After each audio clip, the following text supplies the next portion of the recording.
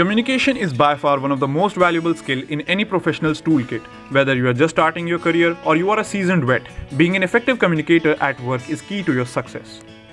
I believe there are 3 communication principles that will help anyone become a more effective and influential communicator in the workplace. First, strive for clarity. Identify your key messages. The main ideas you want to embed in your audience's mind is an important part of communicating clearly.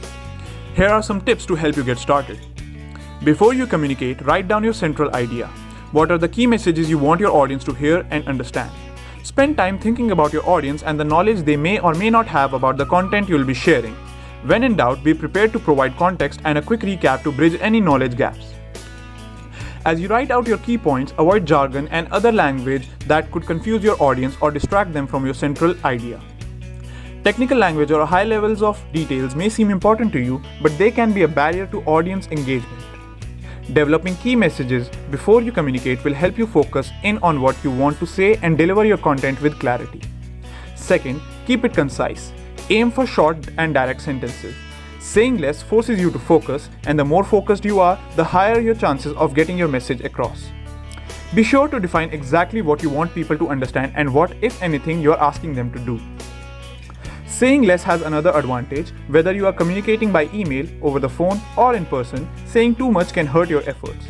Try these tips for concise communication. Take out the filler, write down your message, and then review it for conciseness.